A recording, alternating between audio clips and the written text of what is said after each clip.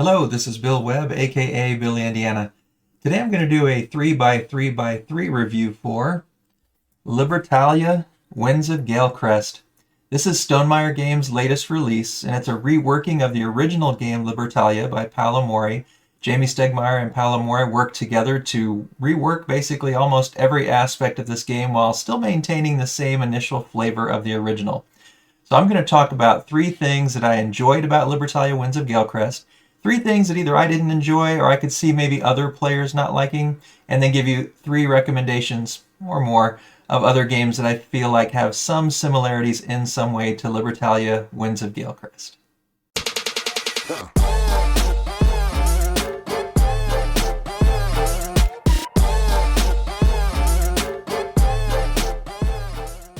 So before I get into the review portion, I do want to show you what comes in the game, talk a little bit about the components, and give you just a brief overview of the basic way that the game plays. So if you just want to get to the review, there's timestamps down below and you can skip ahead to that.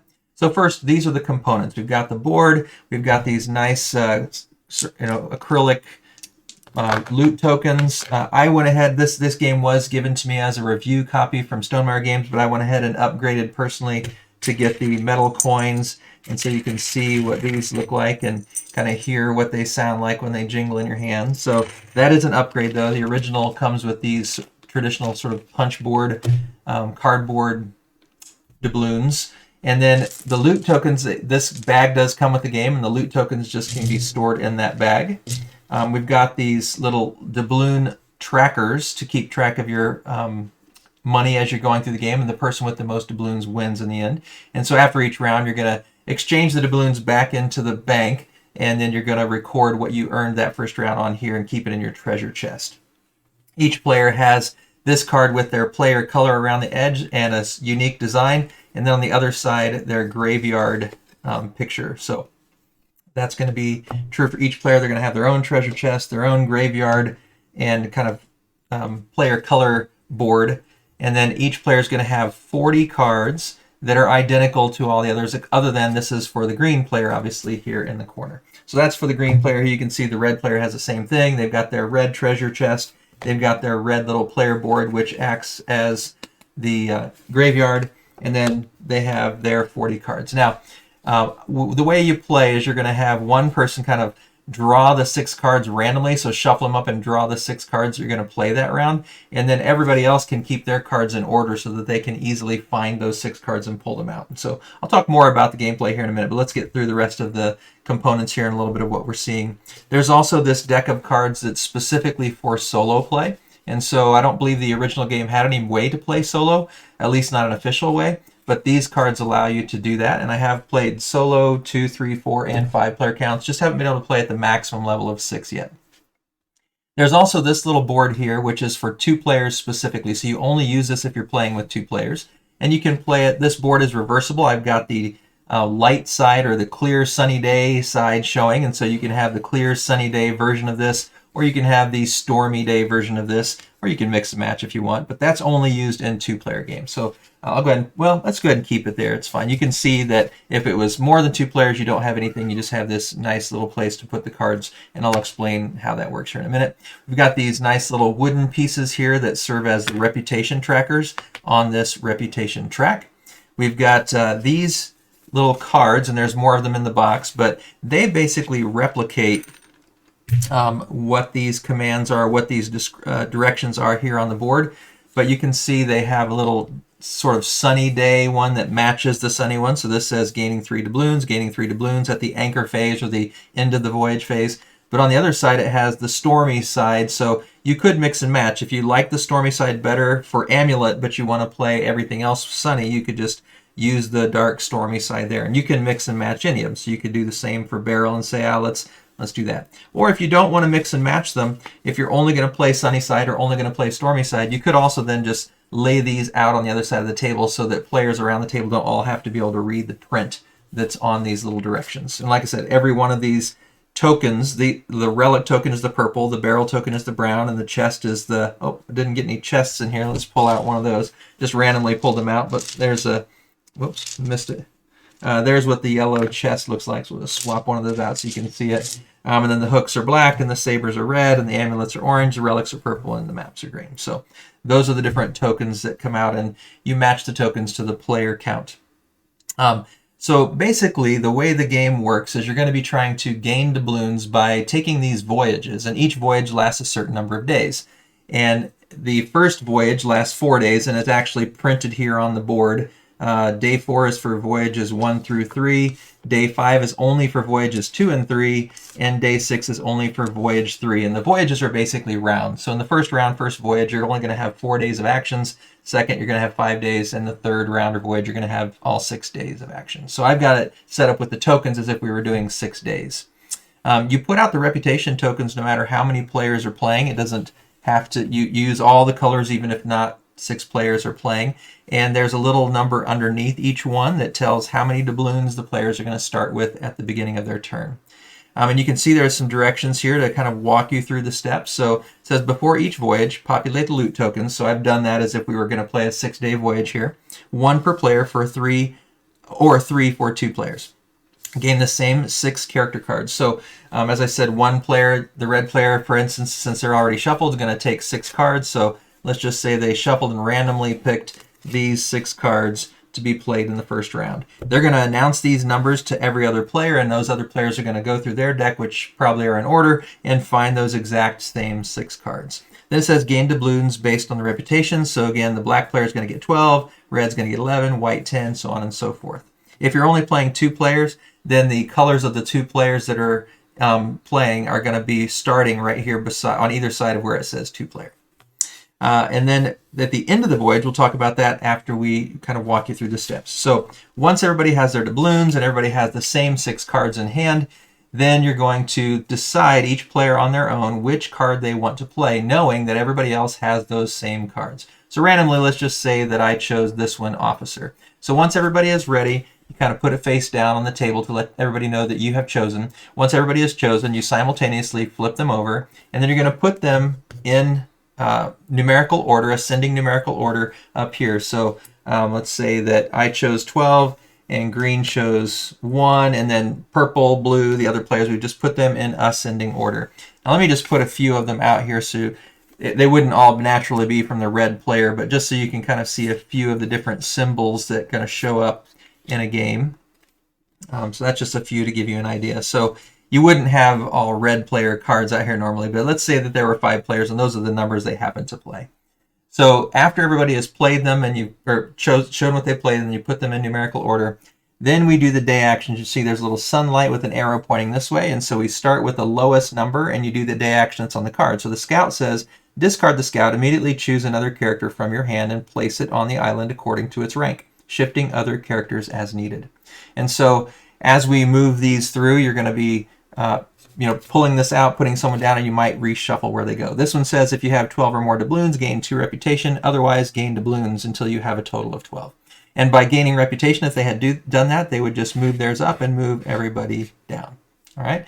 This one has a moon on it. That's a nighttime action, and so they wouldn't do anything right now. This one has gain 2 doubloons for each character in your ship with a rank lower than 21. So they're going to look at their player area in front of them, and any of their pirates that have gone to the island and come back and survived, they're in the ship, and so that's how you're going to determine that. And then this one has an anchor symbol on it, so they would not do any of the daytime actions. So everybody just does their daytime actions, ignoring any nighttime actions, ignoring any dusk actions, and ignoring any end of voyage or anchor actions. Once everybody has done that, you can see here then we do the dusk actions in reverse order. And so this person has no dusk action, but everyone during dusk is going to choose a loot token. Now, if we were really playing 5 players, there would be 5 loot tokens out here. And sometimes one of the actions might be that someone's going to steal loot or remove one or remove more than one. And so not always will everybody get loot, and not all the loot is great. So for instance, the relic at the end of the voyage, for every relic you have, you're going to lose 3 doubloons. And so by having the higher reputation number, you're going to get first choice at these loot. But by having the higher reputation number at the beginning of every round, you're going to get less doubloons to start the round. So highest reputation gets only 7 doubloons, where lowest gets 12. But the reputation works not only for determining, this order, but also, and not only for determining how many doubloons you get, but it also breaks ties. So let's say that instead of the scout, or maybe in addition to the scout, they played the scout and then they're saying, okay, well, I'm going to just decide to play this officer.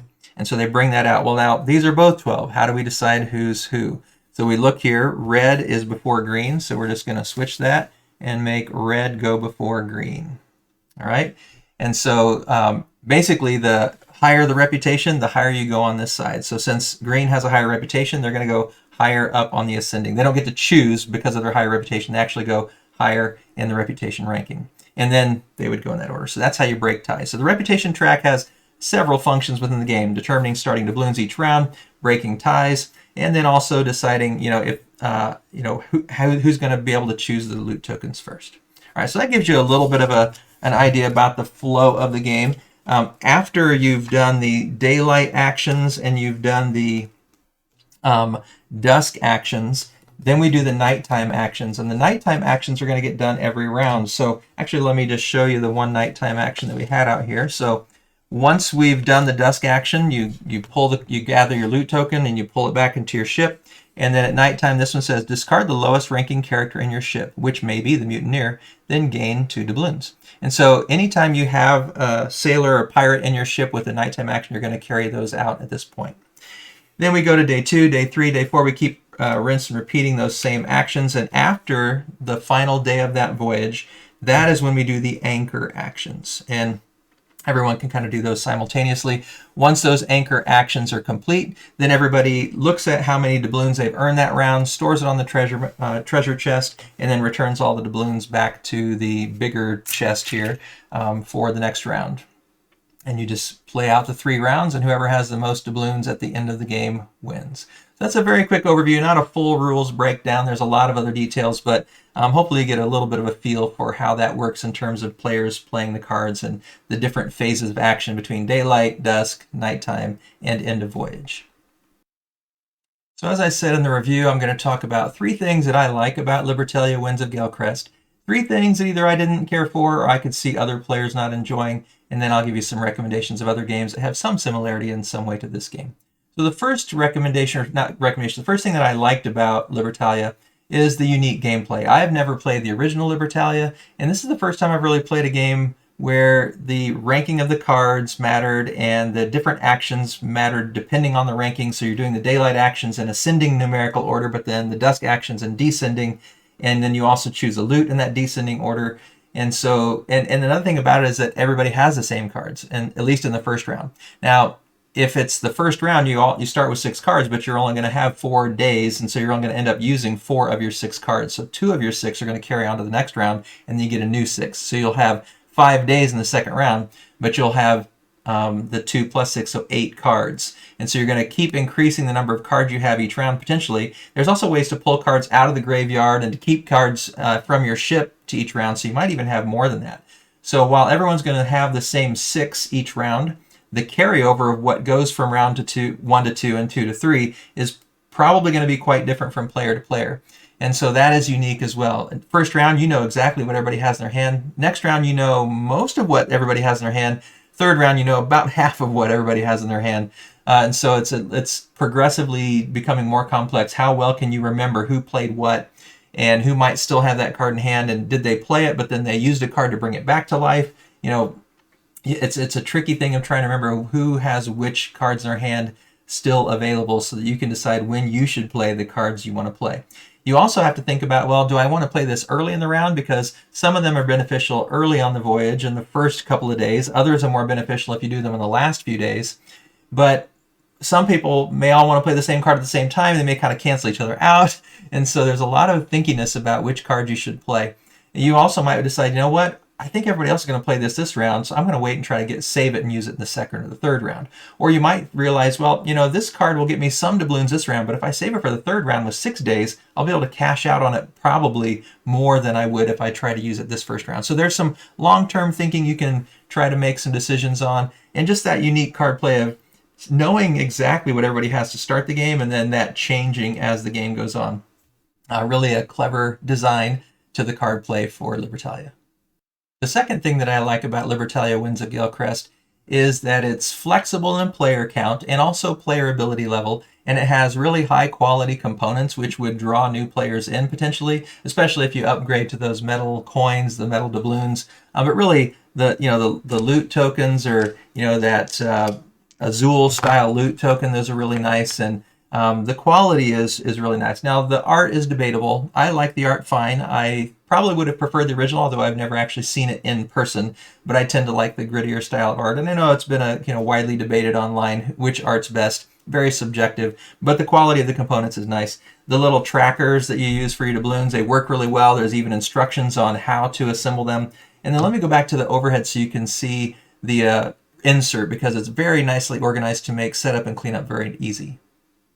So the insert is really well designed. Each color has their own little trough here. So this is the white player's cards and little board and then counter. And then you've got the black player and the purple and the blue, and then the red and the green go here. And then you can put the bag of loot in here. You can put the coins in here.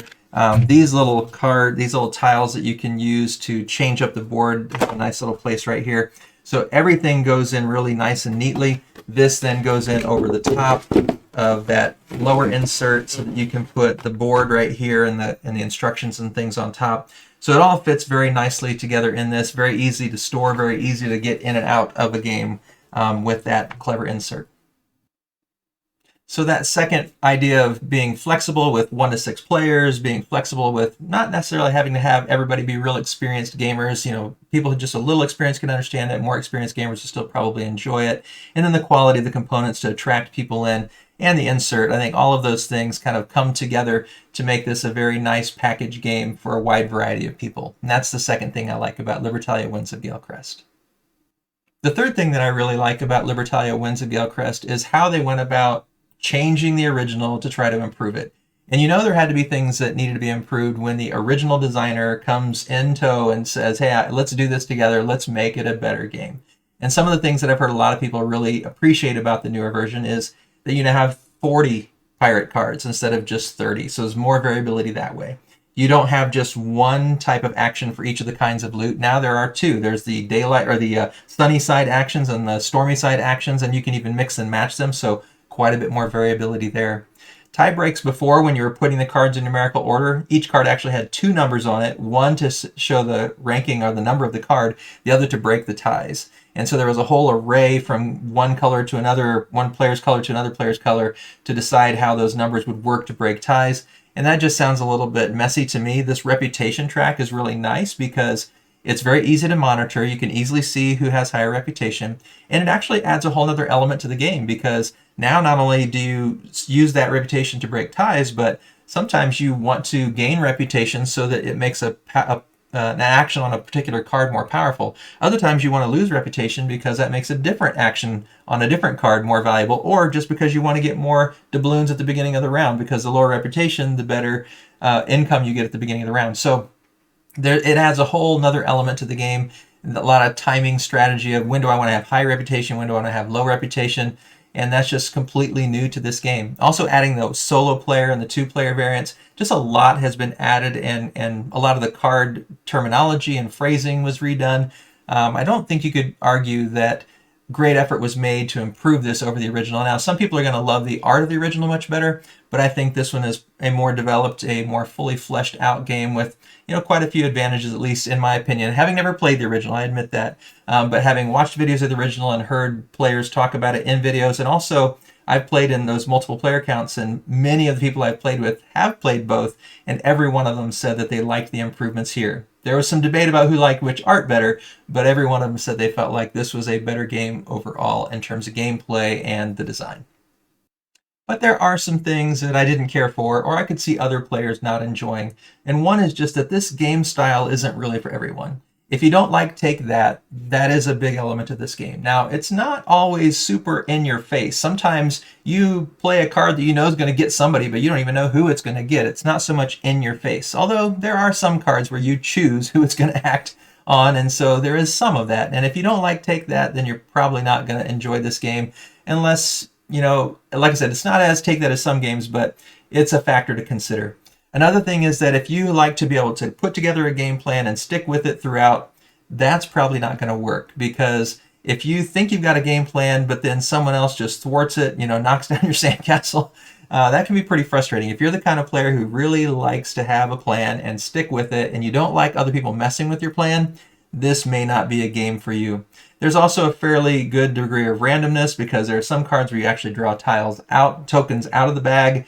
Again, you never know who's going to play which one. You might have a great strategy to save this card for the third round, and then a card that we don't even know is going to arrive in the third round basically thwarts that. That happened to me one time where I saved several of my higher reputation cards that were going to be most effective in the third round, and then the Brute came out in that third round, and the Brute takes down the highest reputation card on the track. So 3 turns in a row, because different people played Brute, I didn't even get to take a loot token, and it really demolished my last round. So I thought I had a good strategy at the beginning, having no idea that that card was going to come out in the third round and sort of take down my strategy. So if you don't mind that randomness, if you don't mind that thing that, I have this idea, I have this strategy, I have this plan, it just gets thrown out the window, this game might be one for you. But if those things aren't the kind of game you like, keep that in mind. The second thing that came up in every gameplay as well was, depending on what cards come out, sometimes that first round, and even in the second or third round, certain cards it's very clear they need to be played and when they need to be played. And so you get a lot of players playing the same cards at the same time, or kind of canceling each other out, and there's not really much to avoid it. There's not much strategy. It's just kind of you're stuck with what you got. And so we saw that kind of make the first round, especially a few different times when we played, a little bit dull, because it was kind of clear what you needed to do or what you needed to not play to really be successful on the round. And so it took a little bit of the creativity and strategy out of the game when those particular groups of cards came out. Now that's random, so every game's going to be different. But we saw that come up pretty frequently where there was just some of that strategy taken away because of the cards that came up. The third thing that I could say either I didn't care for or others may not enjoy is just that the player count really, I think, does dramatically impact the game. I give them kudos for making a solo mode and making 2-player mode, and I have to say that 2-player mode is very smooth, easy to learn, feels like you're basically playing the same game. You don't have to have some sort of AI or bot or anything. It's really easy, but it just wasn't that interesting at 2 players. And I played the solo mode as well, and I'm not a big solo player, so I admit that. But the solo mode to me just felt kind of fiddly. I don't think I would ever go back and play this solo, and I don't think I'll ever go back and play this 2-player. If I want to play a 2-player game, there's so many others I would choose ahead of this. Not because they don't work. I just didn't think they were spectacular enough to make me want to come back to this game if I'm playing solo or 2-player. And also, both of those, the rulebooks were not the greatest in terms of organization, in my opinion. I felt like the solo rulebook needed some tweaking and adjustment in the order of the way things were explained. And in the main rule book, the 2-player rules were kind of interspersed all throughout, which may be fine, but I prefer when they're just kind of all together. Here's how the game changes when it's 2-player. And that may be just a personal preference, but those are things that I thought could have maybe been done a little bit better to make it better for my opinion. So those are the 3 things that I either didn't care for, I could see other players not enjoying. So now let me give you some recommendations, some other games that I feel like have some similarities to Libertalia Winds of Galecrest. Either if you like Winds of Galecrest, you probably would like these others for those similarities, or if you like these others, there are similarities that may mean you might like Libertalia Winds of Galecrest. So a couple I've mentioned already, the Azul connection with the tokens. And Azul, you can have some take that. You can stick some people pretty bad in that game if you play it just right. So there's some take that and those nice little tokens that have that similarity. I don't think it's a lot, but there's a little bit there. The great insert and the pirate theme kind of made me think of Jamaica. Jamaica also has a terrific insert in that pirate theme. It's more of a race game, but there's some battling and some take that in that game as well. So a couple loose connections there, but here are some others that I think maybe have some closer ties in different ways. The first up is Skull King, and this one is by Grandpa Beck Games. And obviously the pirate theme is the same, but it also has that simultaneous moment. So in Libertalia, you flip over the cards and you're going to put them down in numerical order. But in Skull King, you're going to go yo, ho, ho, and you're going to show how many tricks you think you can take and by putting out your numbers. And so there's that simultaneous moment where everybody's looking around to see who's going to take all the tricks or none of the tricks. And there's that moment that's kind of fun and makes everybody laugh. And it's like flipping over the cards and saying, oh, you played that. I can't believe you played that card in Libertalia. It's kind of a same feel here. There's also some take that battling feel in Skull King, as well as, like I said, the pirate theme. And just chaos. There's some chaos in this game too, especially if you throw in some of the variants and additions with the Skull King newer versions. So that's one game I think has some good similarities to Libertalia, Winds of Galecrest. The next one's totally different in some ways, but has some interesting similarities. And this actually was brought to my attention by a friend of mine, John, and that is El Grande. And I had just recently played it, and he actually suggested that we play it so that I could see the similarity. And that is that just like in Libertalia, you have all the same cards. In El Grande, you have all the same cards. Everybody has the same cards, and you know what people have played and what they haven't played. You're using the cards in El Grande to bid as you're drafting these different actions, and it's an area control area influence game, or a majority game. So that's very different. But that having those cards, knowing what's played, trying to predict which card are they going to play, there's that same feeling of trying to outsmart the other person. So El Grande, very Euro-y style game compared to Libertalia in a lot of ways, not nearly as chaotic.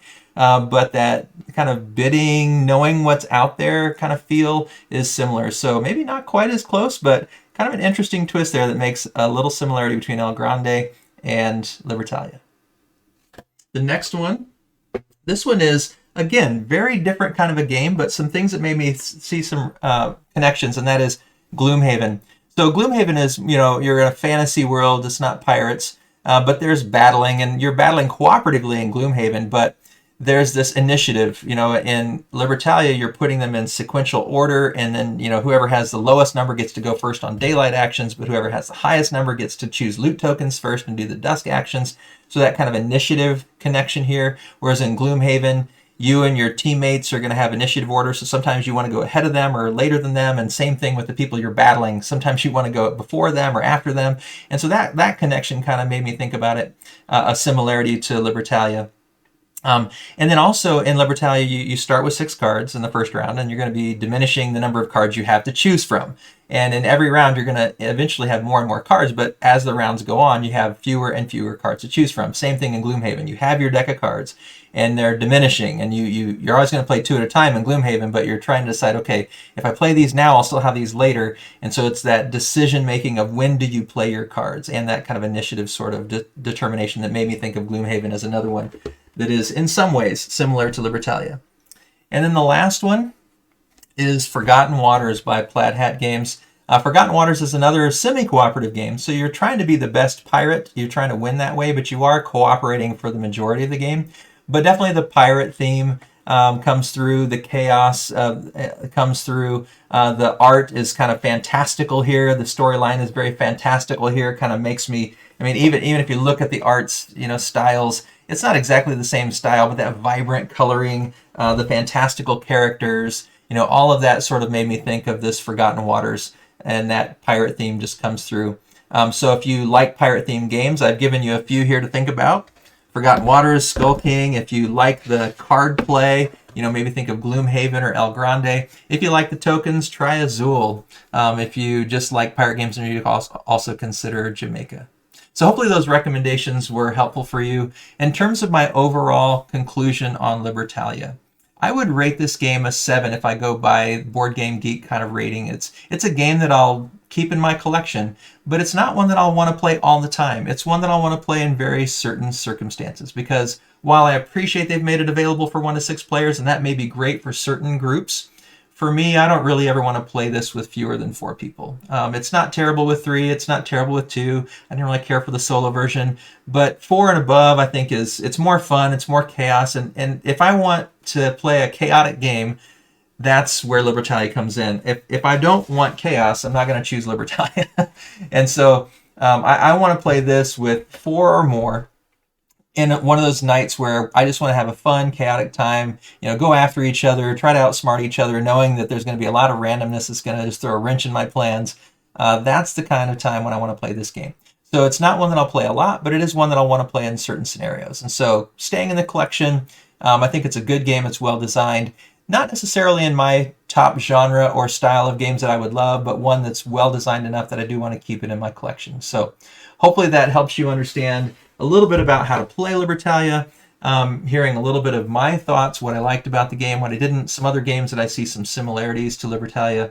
If you enjoyed this video, I'd appreciate it if you give it a thumbs up down below, and I would also love it if you'd choose to subscribe to the channel. If you have questions about the game, if there are further things you want me to explain in the comments down below, let me know. I'd be glad to answer those questions. If you have other games that you think compare nicely to Libertalia, let me know that in the comments down below as well. As always, thanks for watching. This is Bill Indiana, signing off.